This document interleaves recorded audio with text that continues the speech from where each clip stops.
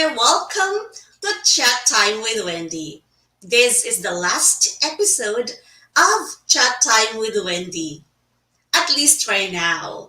I'll see you again in August for episode 2, for season 2.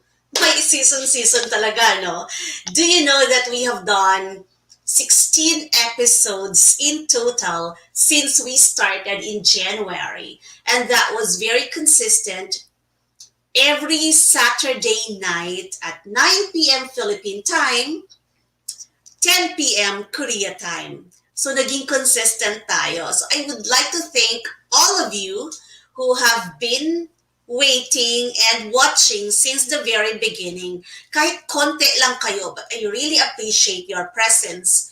And I really appreciate you expressing your desire na you're waiting or you're watching and you're looking forward to every episode because we have been doing different kinds of episodes since the beginning. We have been chatting about various topics since the very beginning. I enjoyed talking with you. I enjoyed chatting with you through your comments. I enjoyed chatting with our guests. So, salamat.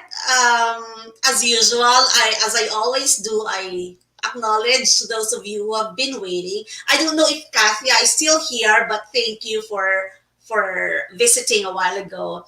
Dark Row Place, that's Angelo. Thank you very much. Jenny, you're always on alert every time I post that I will be having new videos. William, is this my brother or my dad? I don't know anymore. Solo Jean, thank you very much. Floor, my mother. Chinkai, always present. Donna, she's always present. Thank you. Jean, you're here. Jenny, good evening. Yes. Apple, thank you very much, Apple. You're always one of the consistent ones.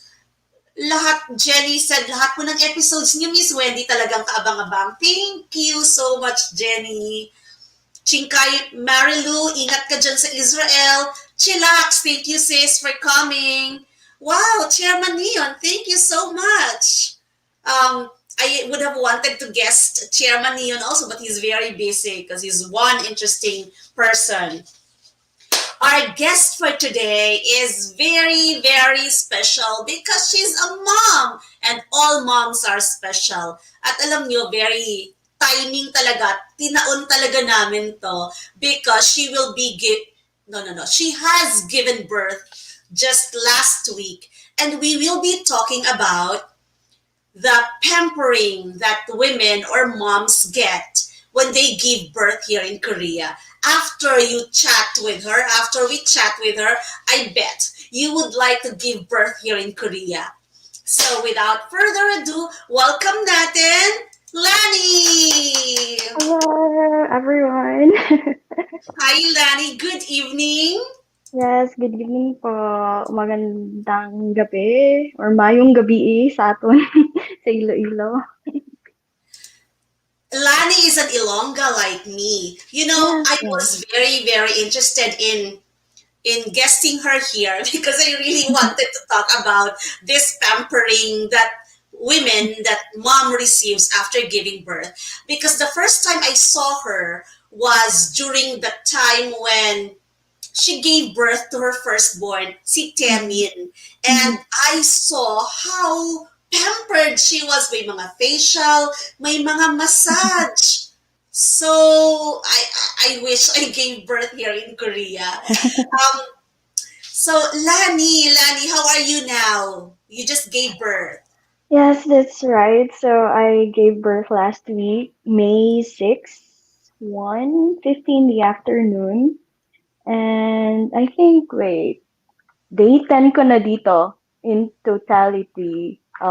Hospital and then dito sa Postpartum Care Center. So nandito pa rin ako. And lalabas ako on Monday na. So excited din.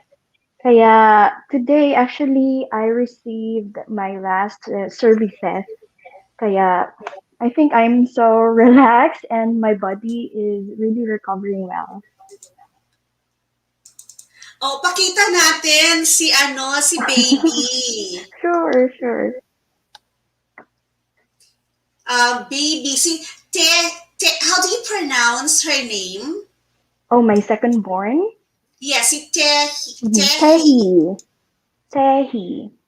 Tehi, because I'm not really good with pronouncing these names. Hmm. Um, Actually, me so too. si Tehi was born last May 6. Yes, that's right. May 6th. Sorry, hindi ko makikita. Wait lang, Hana. Oh, I sure. had been preparing her photo already. Pero si Lannie, her firstborn, her firstborn is a boy, si Temin. Tama po. So, meron na akong lalaki at babae. So, pwede na mag-stop. Tama! Ayan, look at that. Welcome to the world. Welcome to our world, Yun Tehi. Yes. Thank you for welcoming her. So, Lanny, of course, we will only be able to talk lengthily about your being a mom, about Mm-hmm. your giving birth, Mm-hmm. but of course, we need to know the very, very start. Paano kayo, ito yung mga kilig muna eh. Paano kayo nag-meet ni Mr. Yun? Okay.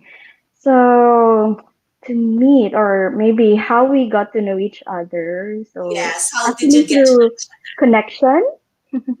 So, parang yung foster family ko dito sa Korea, that is actually a church. So, a little background, no? So, I had this mission trip here in Korea, year 2012, Okay. and that was for 2 months. So, during that whole period, I stayed and lived with a family of two deacons of that church. So, parang naging family talaga sila sa akin. And at the same time, they treated me as their family talaga. So, parang anak na parang sister, younger sister Uh-huh. din. Ganun. And yun, meron sila ding dalawang anak na lalaki. That time, they were 4 and 6 years old. So, bata pa. And to cut the story short, that foster family transferred to a different church. So, medyo malaking church yung tinransfer nila. I think it is considered as mega church na rin, pero Uh-huh. not too big. Not too big. And meron silang Bible study group for couples. So, yan yung foster parents, and nandun din sa group na yon yung kapatid ng husband ko. Oh, all right. Yes. So, I think there was a time that etong foster family ko, yung lalaki, so Mr. Kim, tawag ko sa kanya. But yung wife niya, I just call her Kimi Onni. So, Mm-hmm. yun. And there was a time, Mr. Kim, na minansion niya ata ako.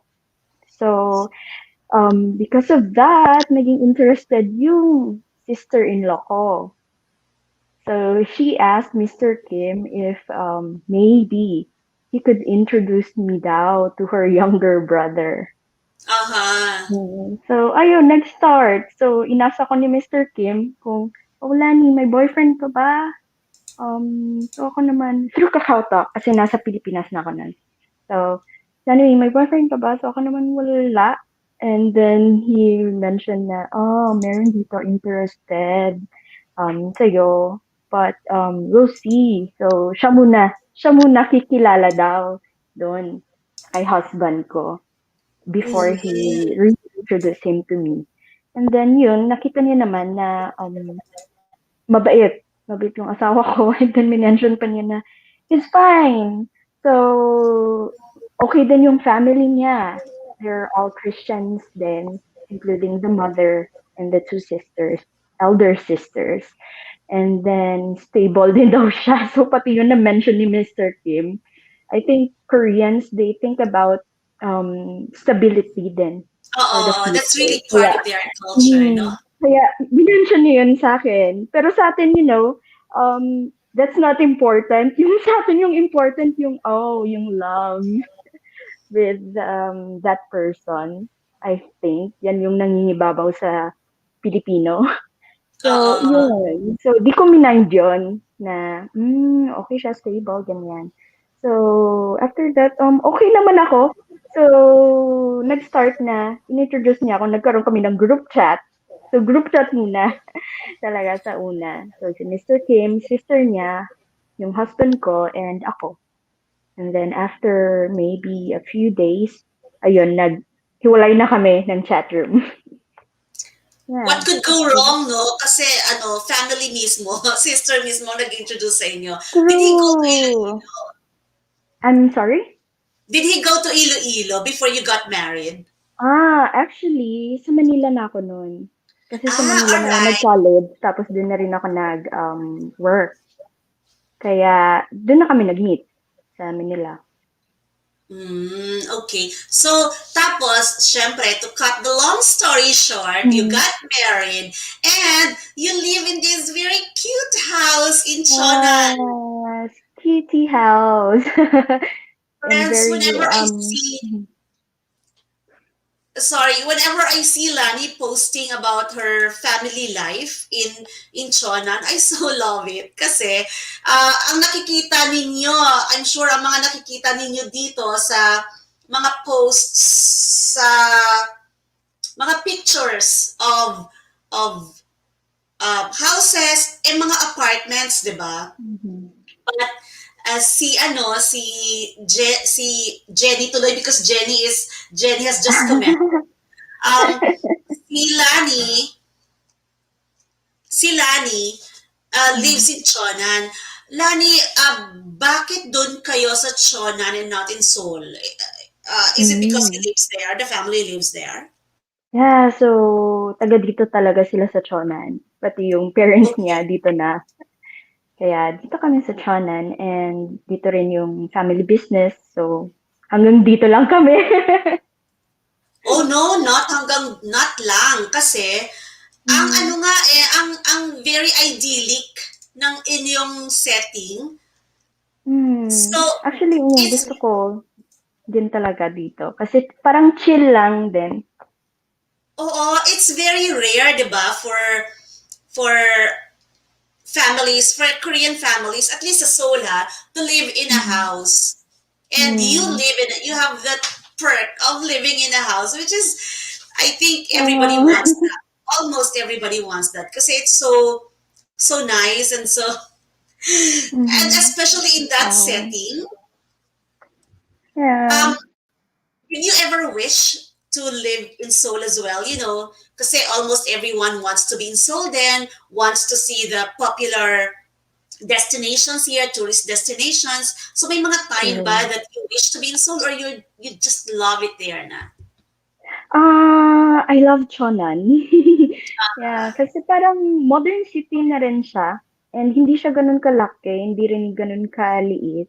Sakto lang. Tapos when it comes to Seoul, I think mas gusto ko na vinivisit ko lang yung Seoul kaysa mag-live sa Seoul. Kasi tingin ko, pali-pali lahat sa Seoul. Fast pace yung Seoul. And then, Yes. super dami ng tao. Though may advantage din, I think, na mag-live sa Seoul, especially with communication. Kasi, when in Seoul, parang freely ka na makipag-English sa mga tao. Sa Kasi halos Chonan ba? lahat, How is it? Northern sila. Medyo, it's hard to communicate. Mga young people lang siguro pwede kang mag-English. But still, But, most of them are scared to talk with you kapag oo, nag-English ka na. Mm. but that has really encouraged you to speak the language, right? Ah, need. Need, yes, that's right. Mm. Paano naman ang work opportunity dyan? What do you do Oh, pala? actually, before I have this English tutorial too with those kakilala sa church. Mm-hmm. And ginagawa kong sometimes online class or sometimes a phone class. But that time, nag-decide ko na mag-stop because sabi ng husband ko, gabi na nga lang yung time natin. Eh, yung classes ko, ginagawa ko during night. So, kaya Yes. sabi niya, wag ka na mag-class. So, I stopped and then also, dun din yung time na hirap po kay Temin. Kasi minsan si Temin, papasok sa kwarto where I work, eh, online yun, video. So, nakikita minsan siya and sometimes he will be shouting, Oma! So, naririnig. Kaya we decided to stop that one. And then I also started working sa company nila, hobby ko. Yun nung time na nag-start na mag-go sa daycare center si Tamin. Mm-hmm. If you don't mind, what's the company, what's the industry of the business? Mm. They provide things, usually yung pino-provide nila mga libraries sa Korea. Either you can purchase books to them, you can purchase yung mga cover for the books, and then you can also let them have your books na magkaroon ng RFID tags, like that. All right. Mhm. And also yung mga mismong machines for RFID, ganon, Uh-huh. and yung program din na nandun lahat yung ano ng books. So, yun. It's So, a big mga product. business. Somehow, but the company has only around 40 employees. Mhm. You're So, one of not too them. big. But when I got pregnant with my second born, ayun, I stopped too. Oo. Tell us Mm. about your pregnancy kay Temi noon, nung time na yon, and then um how was it when you gave birth na, and did you expect all that perks? Mhm. So with Temin before, so Filipino, parang usually nag-think na after giving birth, meron kang family na babalikan and they will help you out. So True. with that, yun yung unang sa isip ko. So I discussed with my husband na, okay, punta si nanay dito. Pero actually, noon, 1 month lang. So I thought enough na yung 1 month. So when I gave birth to Temin, so that was actually ano natural.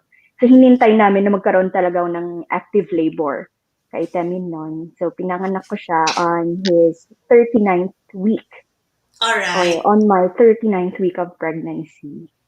So sa hospital lang ako for 3 days. So, kapag normal delivery kasi, 3 days ka lang. Kapag cesarean naman, 5 days ka sa hospital.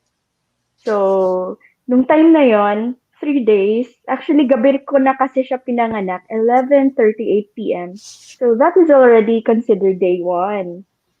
Tapos, ayun, natulog, day 2, I I received that shampooing of hair, treatment, and then I had the breast massage that time para ma-induce nga yung produce ng breast milk.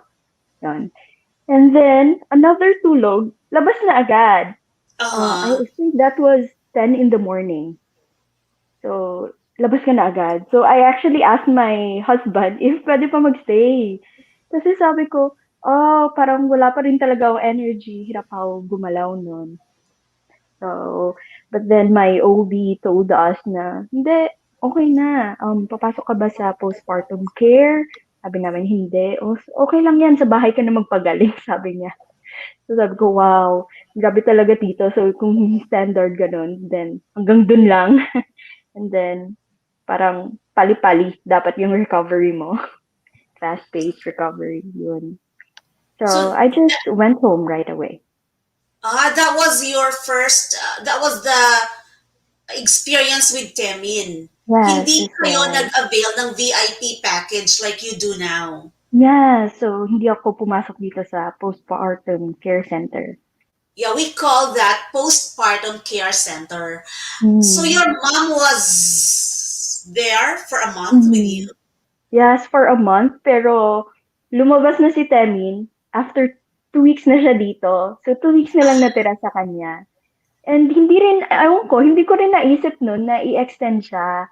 Kasi I have my nephews and nieces then back in the Philippines na need din siya. So sabi ko, Oo. "Ah, sige, okay lang." Kasi kasama ko pa naman si mother-in-law ko sa bahay noon. Oo. So she would be willing to help. And then they said, we will avail for the helper, or what we call here, domi. Was that do Domi. she goes to your house? Yes, that's right. So, hindi stay in. So, Yes. I think 8 hours a day. Mm. Mhm.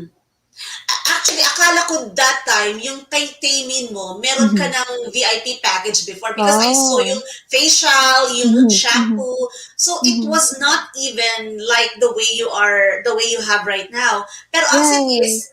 what? It was like, wow, I would like to give birth to. So, sa hospital pa lang yun. Mm. Oh, but that was good, no? Kasi kahit Mm-hmm. papano, you get re-energized bago ka That's umuwi. right. Mm-hmm. Kasi And alam then, din nila na hindi ka pa makagalaw. So, syempre, parang maramdaman mo rin na parang hindi malagkit yung katawan mo, syempre yung ulo mo din fresh. So I think they are giving that shampoo and treatment hair service. so like somebody is doing shampooing your hair and you're Yes. just, Mm. parang nasa salon ka. That's Nakaupo lang nice. ako doon. Yes, yes lang. Oo. Now that you've learned your lesson and you know that you needed this these services, you got the VIP Mm. package for Yes. 10 days, right?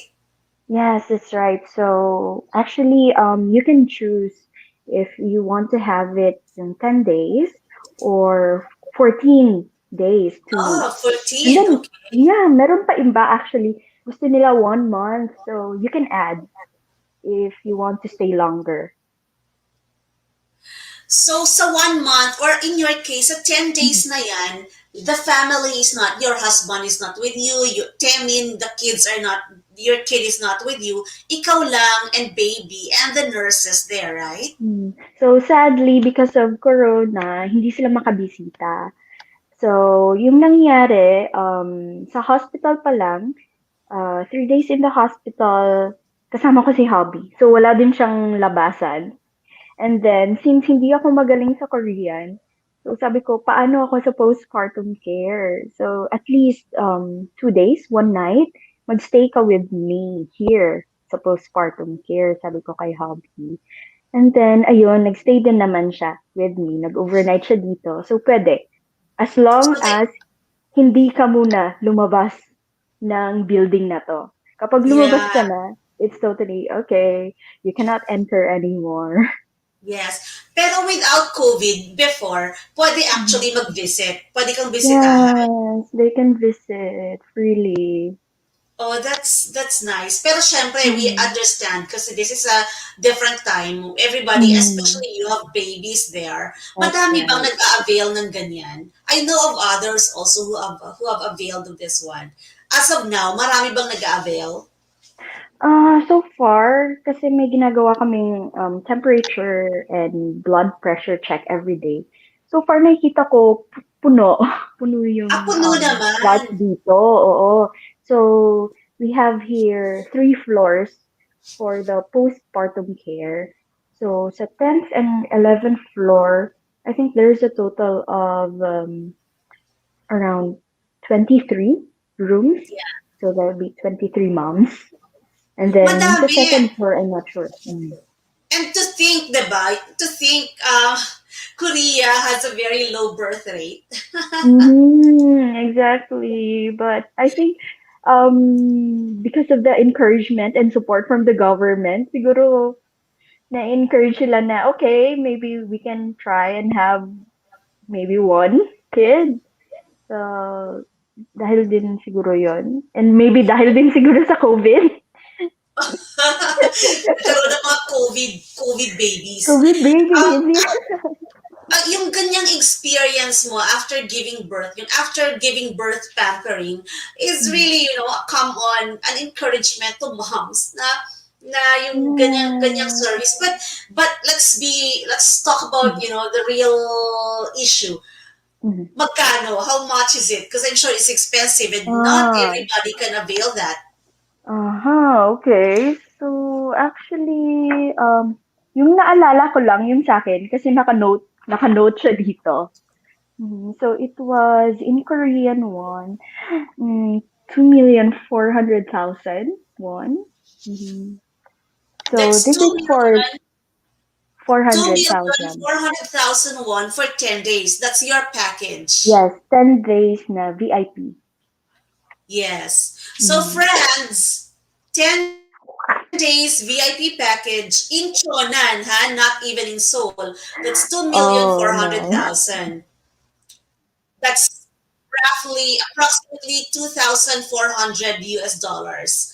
Loose Mhm, conversion mhm. rate lang yun, ha? So, ayun, it has, you have to pay the price also of convenience. Let's talk That's about the right. services that you are getting with this Mhm, amount of money that you are experiencing.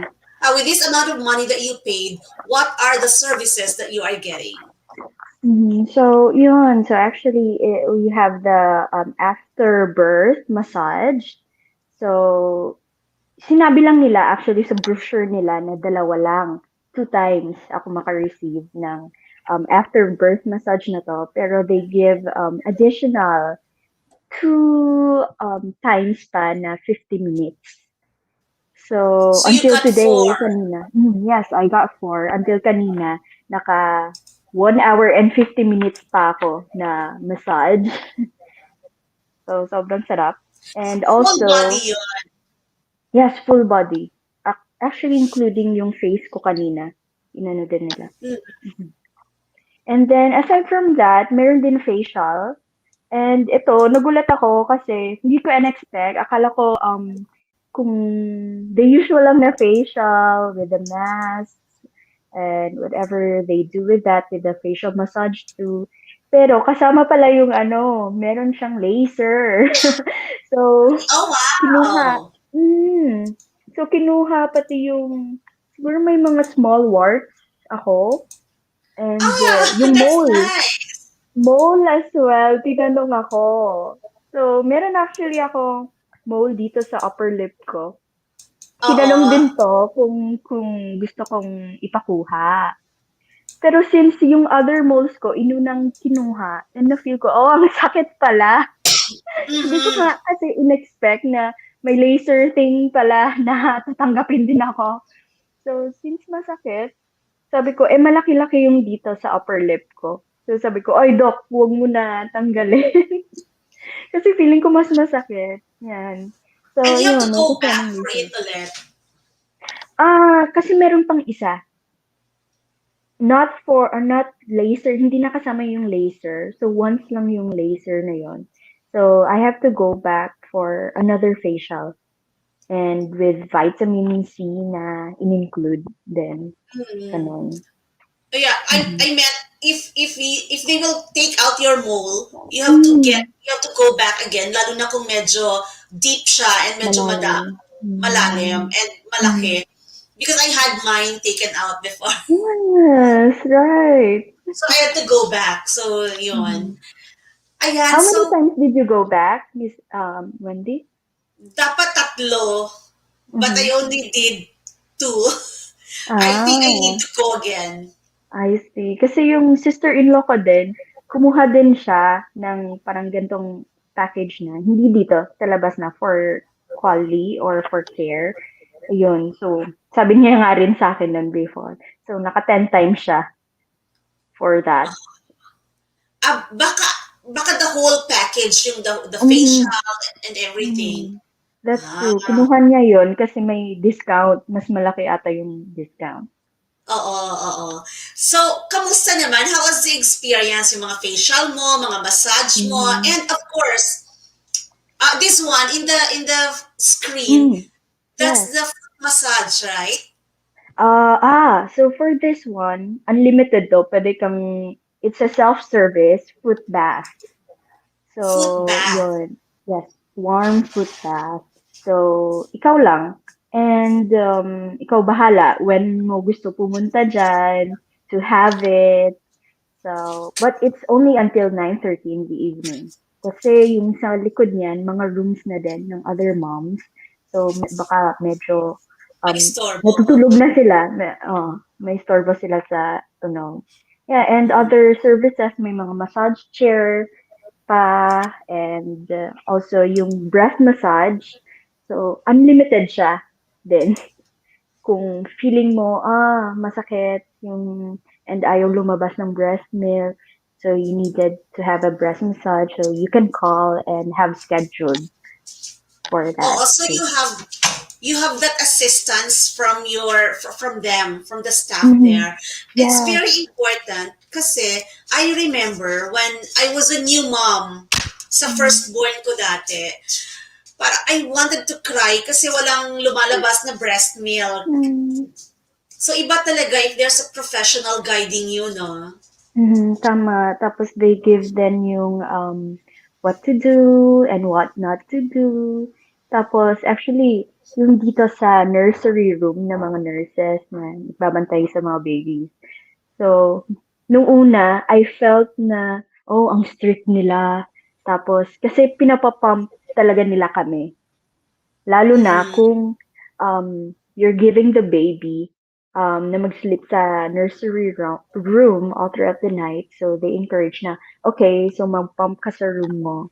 Ganyan. Kasi all rooms here then have pumps. So, ayun. So, medyo strict, but I think that's an encouragement din talaga to breastfeed. So, okay din sila kung hindi ka makapag-produce ng milk, that's fine. So, they also Oh, prepare milks for the babies. but they encourage you. Yes. Super ini-encourage talaga. And ayun nga, sinasabi kung ito yung mga benefits of breastfeeding and the breast milk. So, yun. Gusto kong ipakita yung yung room. Oh, Pakita natin sure. yung room mo. Yeah, sige po. So, my room is, I'm not sure with kung ilan square meter siya, but I have here a queen size bed. I have the pumps, the sterilizer, the refrigerator with a freezer, TV, Oo. and also yung crib, baby, and a recliner chair, and an L-shaped sofa. Yeah, Yon. unfortunately, I cannot share the video. Oh, that's fine. Yeah, unfortunately, I cannot share the video. Um, may mga photos yata tayo, no? Mm-hmm. So, it's very comfortable. Pero okay. Andun siya sa mga videos, sa video na inano ko, nilagay ko sa introduction natin. For Oh, I those who think are so interested, nakikita. for those who are interested how the postpartum care room looks like, you can check out the video, the introduction video again. So worth it naman, Lance, yung mga yung nagbinayad ninyo with all the services and the facilities of the postpartum care. Um, Honestly, for me, ayaw ko. Kasi sobrang laki ng amount. Ayaw mo. Mhm. Siguro siguro Ayaw puwede mo yung because it's expensive. yes, for me, I think. But when receiving all these services and yung comfort and yung feeling na, oh, I think fully naka-recover ako, worth it siya. Mm. So, Okay, yun lang. Siguro, pwede ko that's fair. ma-suggest, pwede ko ma-recommend, especially this COVID time, since hindi naman pala makastay another person with you. I think I can recommend that to get the regular room. Kasi kahit yung regular room, they have also yung chair. Aside from your bed, they also have the chair and a mini table. So there's a space for that too. So yun, kung mag-isa ka lang, go to a regular room and then you can have add-on services if you want to get more. So that would be fine. Also, that's the more practical tip. That's the more Mm, practical recommendation that you give. Kasi at this time of COVID, nobody can mm-hmm. visit you. You don't need such a big room. Yours is a Yeah, large room kasi this is a VIP package. yes, that's right po. So for the VIP, they only have 8 rooms, so 4 rooms per floor. So you're in one of the VIP rooms ngayon. Opo. Mm. And then, inclusive in the VIP package are those things. Pero, yung sa regular room lang na sinasabi Mhm, mo, mhm. wala siyang mga inclusions, but you can do add-on Mm. services. So sa regular rooms, meron din siyang inclusions like yung after birth massage, pero yun bibigay lang nila dalawa. So akin kasi 'di ba may add-on na dalawa pa, so I had 4. So Mm-hmm. eto in the case of 10 days for the regular room. And then the same thing, yung breast massage Uh-huh. and the class. Yes, so I didn't mention earlier, meron din class on how to take good care of a newborn, like how to bath your newborn baby, how to swaddle, like that. So they have like a tutorial for you. Yes. Also, kanina, I remember kung paano din mag-prepare ng formula milk. Mm-hmm. Why do Yun, they pati yun. encourage formula milk? They're not. There are cases kasi na for moms, like kanina may kasama, 4 kami, may kasama akong isa na nagpo-formula milk siya. So hindi siya daw magbe-breastfeed kasi I think it was hard for her. So Mm-hmm. ayun. So sinama sa class. Okay, so let's have kung how to prepare the formula milk. So sinama din yun. Yeah, because sabagay in a country like Korea where everybody is so busy, even in the Mm, countryside, even in mm, smaller cities, everybody is so busy and you're left on your own. Kailangan talaga that you are equipped with all this knowledge kasi especially for foreign spouses who don't have mm. families around, unlike us in the Philippines, you're really on your own. Yes, ikaw lahat dito. Kaya nung I had my firstborn, sabi ko, oh, grabe din talaga pala mga Korean women, Korean moms.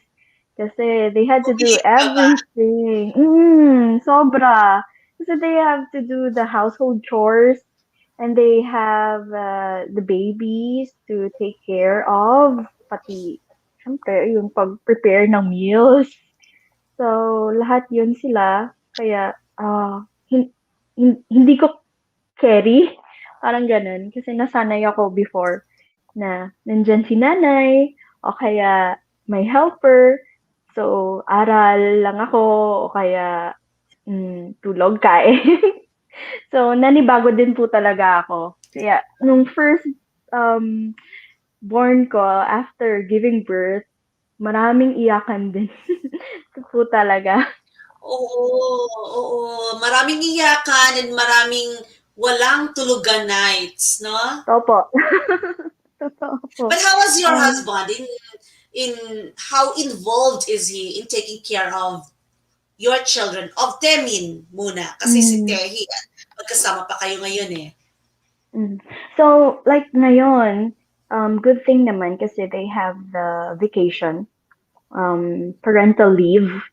So he got 10 days parental leave for that. So sakto kasi I am here for wait, just 10 days. 12 days I guess.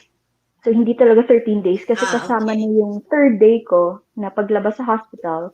So pumasok ko ng postpartum care, that's the first day too. So, ayun. So, sumakto lang din. Nung una, nung nandito siya, si mother-in-law ko, yung nag-aalaga kay Temi. And then, nung lumabas na siya dito, siya na yung nag-aalaga kay Temi. So, siya yung hahatid kay Temin sa school, siya yung din yung nagpi-pick up kay Temin. But then, ayun nga, yung dinner, pumupunta sila kay mama niya or kay lola ni Temin to have dinner. So, good thing But is it's very, malapit right, yung right. bahay. Oo, oo, oo. Kasi I gathered from your posts na malapit lang ang bahay because sometimes after school, Temin would go there to play to the Yes. harmony, to the lola. Mm. Ano, Gusto-gusto no, niya lagi din doon. oo. Lani, kasi ang ganda ng setup ng buhay mo dito sa Korea. Oh, Because thank God. yeah, that's really nice. It's not a pali-pali kind of environment. And you Mm. live in the nice house, kayo lang, and hindi siya kasama, walang factors around you that would make Mm. you compete Mm. for for a busier life, for a busier Oh, day. true. You bring them into school, you bring him back to the house, and then he's right there. You can see him playing in the lawn, getting Mm. dirty, getting wet. Yeah, so kaya yun talaga din na gusto ko na magstay lang talaga sa bahay. So, merong time nun na when we were still living with my mother-in-law, dyan sa bahay, my husband thought na nasa-stress ako kay mother-in-law ko. That was after giving birth to Tamin. So, he thinks nasa-stress ako. Kaya, hindi ko rin na-breastfeed si Temin ng matagal. But Oh, actually, it's not because nasa-stress ako kay mother-in-law na, oh, padidain mo na. It's just because, nahihiya ako na ipakita yung katawan ko. uh-huh. Kaya umaakit ako sa Mm-hmm. kwarto. So, umaakit ako sa kwarto para padidain si Temi. So, ako, nahihiya pa rin talaga pakita ng part ng katawan ko. So, kaya kahit dito sa postpartum care, upon receiving the body massage, so ayun din, all out din. Kaya medyo awkward siya. So, baka yung ibang mga Pinays, pag pumasok dito sa Sanhojuri 1 or the postpartum care, so expect niyo na kapag i-massage na kayo, so you will take off your dress and your upper part na damit Yeah, kasi but yun. I think sa mga sa if you're married to a Korean and you Mhm. go to like Jilbang and all, kasi it's part Mhm. of the culture. Culture, Uh, right. yeah, kita naman na. I mean, they would know that it's what's being done. Eto, Mm. yung sa photo natin ngayon, that's Temin in front of their house. So Yes, this is the right. lawn that Temin is enjoying every afternoon. Pero ang nakakatuwa, kahit winter, nakakalaro pa din siya dyan sa labas. Opo, kasi So gustong-gusto how niya yung much snow. how much do you appreciate your life here in Korea, Lani?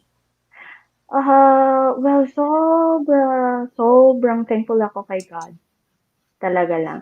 Kasi, Mm, actually, it was a big struggle for me noon. Upon deciding of getting married, uh-huh. to my husband now. Kasi it was a time talaga na um, my, my other people are expecting me to go back to school and continue and also go for medicine school. So, yun yung time na I have to really do my choice. So, ayun, iniyak ko yun. So, actually, nag-prayer and fasting ako for that for 2 weeks. But then, um, when God says talaga and you will just obey, trust and obey everything to God, He will just lead the way for you to overcome everything. So kahit actually struggling dito sa not only in China but living here in Korea, lalo na kung hindi ka marunong mag-Korean, hindi ka Mm-hmm. ganun ka fluent with the language.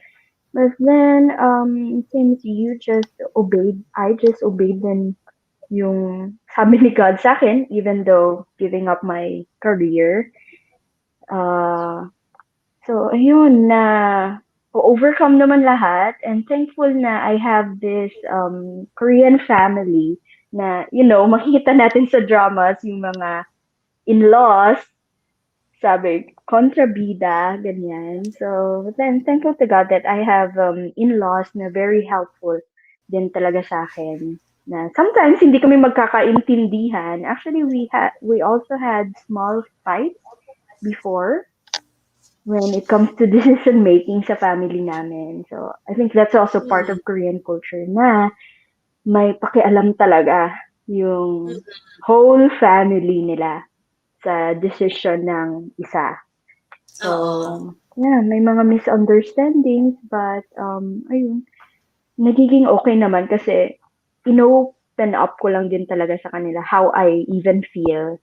So, just sharing it to them, everything, how I feel, and even though I felt bad to them. So, yon. And with that, they're now helpful with me, pati yung mother-in-law ko. So, I think everything is comfortable because of how you communicate everything to them then. You're lucky because you're able to talk to them. Kasi I've heard a lot Mm, of stories and I think this is very true. This is the root cause of yung paggigiba ng family life, lalo na yes. between a Mm, Korean and a foreign spouse because of number one, the language barrier, and number two, mm-hmm. wala, may language barrier na nga, it's also the ability to open up or the chance to Yeah. open up because they don't even have that opportunity to open up. In your Mm, case, you can say what you feel yes, and how you yes. feel. Kahit na, barok-barok sa atin pa barok-barok yung pagko-Korean ko. So, tina-try ko talaga. Kasi, with my husband too. Kasi siya din yung nagsabi sa akin when we had this, misunderstanding before, siya nagsabi sa akin na, "Oh, hindi ko yan alam na ganyan pala nararamdaman mo. Uh-huh. So, please tell me." Sabi ng husband ko sa akin. Kasi sometimes we might think na, um, napaka normal 'yan or automatic sana na ganyan ka. So, ganyan yung isip natin. Pero, he's a man and at the same time, he has a different culture. So, hindi niya alam na ganyan pala yung ina-expect natin sa Mm-hmm. kanila or sa kanya, sa partner natin. So, with that, since he mentioned na, ako din kasi, ganito yung expectations ko pala sa'yo, pero hindi. So, ayun. With that misunderstanding and upon him saying na, "Oh, please share it to me." Ganyan. So, ayun. Ino-open ko lahat sa kanya, pati emotions ko. Oo, that's a very ideal situation and you're lucky to be Mm. in that. Sabi ni Yeah. Rochelle, true, kahit dito sa Pinas, pero mas mabigat pag nasa ibang bansa at ibang nationality din ang spouse, culture at language barriers. Yes Oo, po. madaming factors ang magpi-play into your marriage maliban dun sa communication mismo. In your case, Mhm. may kultura na at may language barrier pa. Pero yung Mm. the deeper communication, you're lucky to be able to do that to your husband and to your in-laws as well. Kaya Yes nakikita po. sa aura mo that you're living a happy, contented, quiet life there in China. Mm.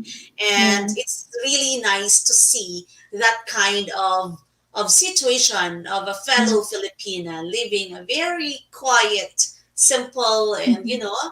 idyllic life. Si Mhm. Temin looks like a very happy boy. Yes, very jolly and energetic. Kasi I think one factor din doon is where we live kasi nga we Mhm. have our own house and open space. So hindi siya nakokontrol na oh stop jumping or stop making some noise kasi dito sa mga apartments medyo they call it yemin or sensitive masyado yung iba mong kapitbahay. And weird lang kasi naririnig pala ng kapitbahay mo either katabi mo or sa baba mo or sa taas mo, naririnig kayo easily. So kahit small steps, lalo na paggabi, since naririnig, so you have to control your kids. So helpful. Kaya yun, helpful na nasa we have our own house and freely si Temi na nakakagawa ng gusto niya. Kaya yun din, nag-stop sa amin. And na-stop ko talaga si hubby na, oh, wag na tayo mag-transfer sa apartment. Kasi yung plan before, sige, si mother-in-law ko magstay sa bahay, kami yung to-transfer sa apartment. But, yeah, it's the other way around. So, si mother-in-law ko yung nag-transfer. Oh, you're very lucky to do that. I know for a fact about the sensitivity of Koreans. Well, actually, you cannot Mm. really blame them because the Yeah. structure of Korean apartments is not that makapal. So Mm-hmm. everybody, you can hear all the footsteps, lalo na at night when everybody is so quiet, when the world is quiet. True. Konting footsteps lang maririnig nga and may istorbo talaga yung mga Mm-hmm. neighbors. So, yes, makikita natin yan sa mga news nga eh. Even these celebrities na they get bashed because they allow their kids to just jump. Totoo. And then Totoo the po. neighbors are down there, they get affected. Mm. Yeah, kasi may kakilala din po akong Pinay na na-stress po talaga diyan kasi lagi silang tinatawagan sa phone Oh, nung kapitbahay nila. So dito, pwede ka kasing tawagan directly sa intercom nila. So, yun, na-stress siya ng bongga. So, yeah, just blessed to have our family living in a house like this. Well, thankful din kasi dahil din sa um, pagka-hard work nung asawa ko. Yun po. mm-mm, mm-mm. Well, yeah, the reality is not everybody is living the life that you live. Mm, And you're one of the lucky ones who can afford mm, to have this kind of lifestyle. But I'm sure you will be able to relate pa din and give some advice to other foreign spouse living here in Korea. Lalo na those who have just given birth and those who have two children. You yourself is now having two kids. Anything that yeah. you can tell them or you can share with them? So actually, since never pa kaming nakalabas, titehi, at nakauwi sa bahay, so hindi ko pa na-experience po talaga yung having two kids, a toddler and a newborn. So, I'm not sure really. So, meron na akong nai-imagine, pero, it's different and the kids too are different from each other. So, sa anak din nila. So, yun din talaga. Um, what I can also tell other moms is, yes, maybe you can compare, but you can filter out kung ano yung pwede sa anak mo kasi magkaiba kayo ng anak. So, yun lang. You can compare but not speaking it out loud. So, you filter it out with your self then. And also to other foreign spouses, as I na-share ko din na bakit I'm living life what you think as comfortable So, because yung open communication talaga. And lalo na sa husband mo. Mm-hmm. Kasi, your partner, siya lang talaga din makaka-help sa'yo. Lalo, yun.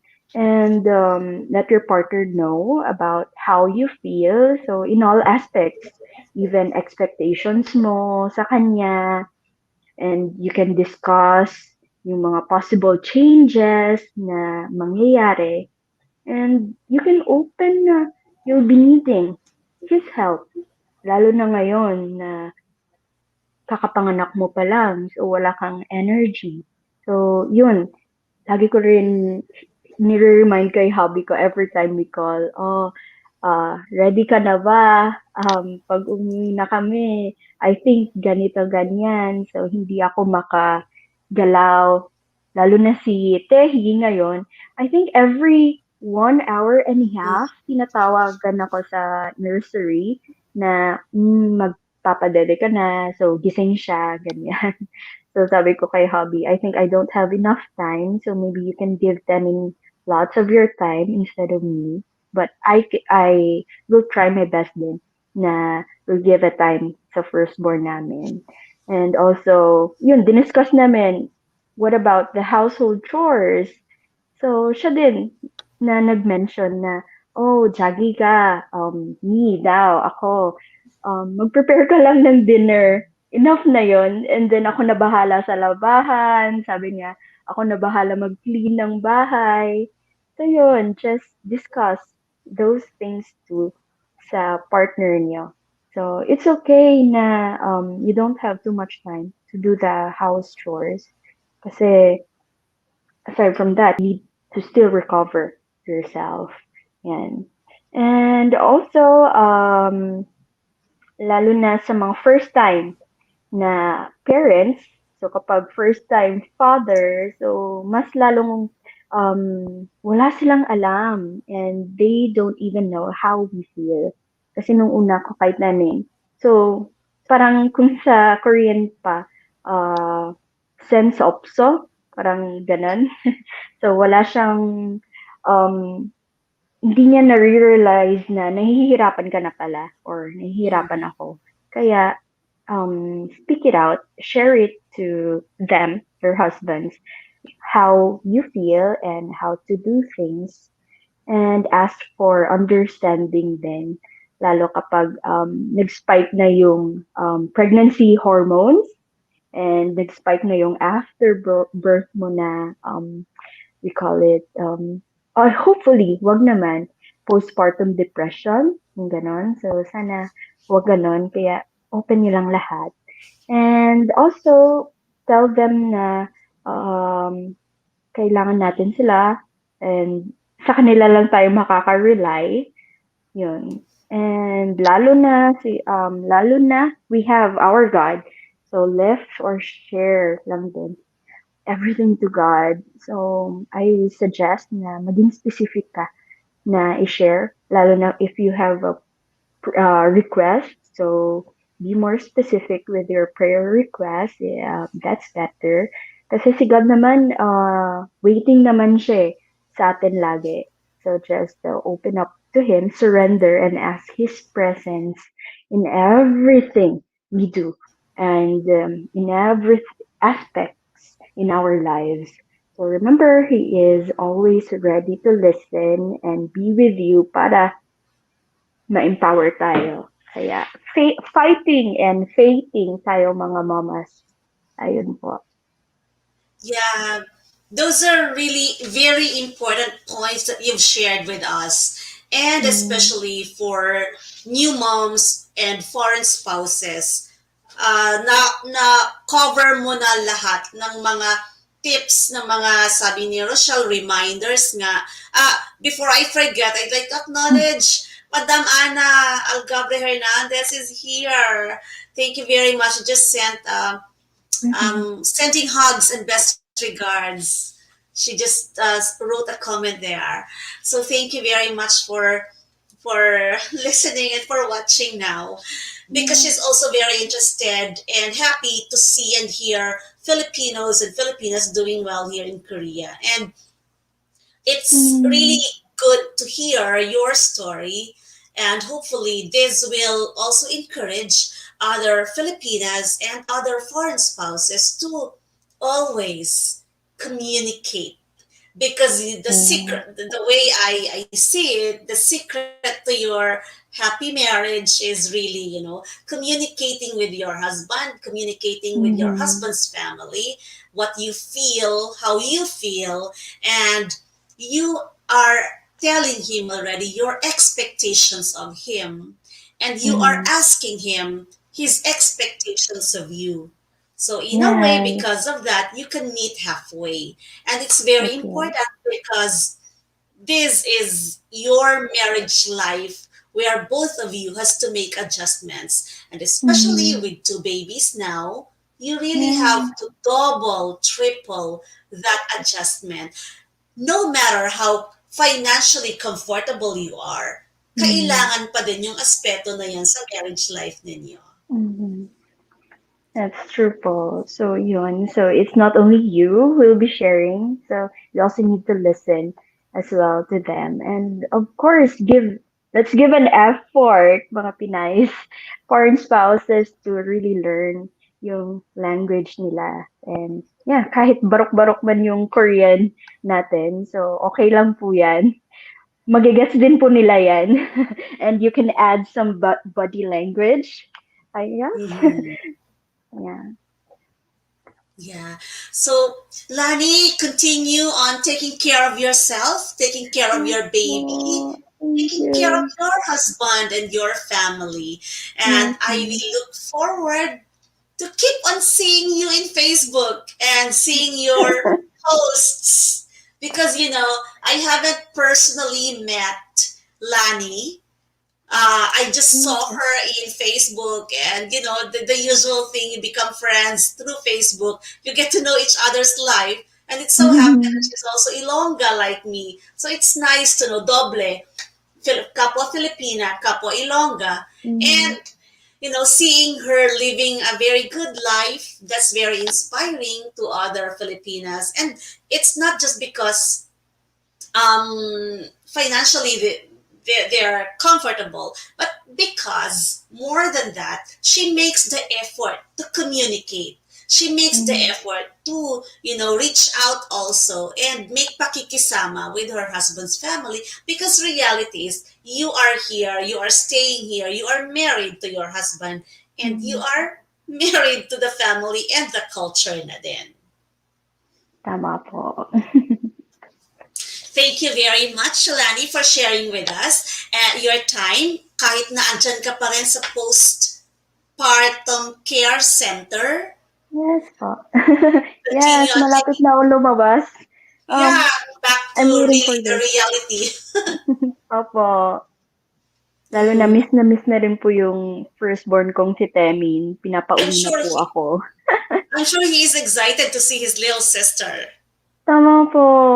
Oh, so excited na rin kami na ipakita sa kanya personally si Tehi. So, Mhm. though mixed emotions and well, we don't know how he will react din talaga. Kasi, well, as others say, meron na yang tampo-tampo siya. So, Oo. hopefully, ma-manage namin ni Hobby na hindi siya magtampo.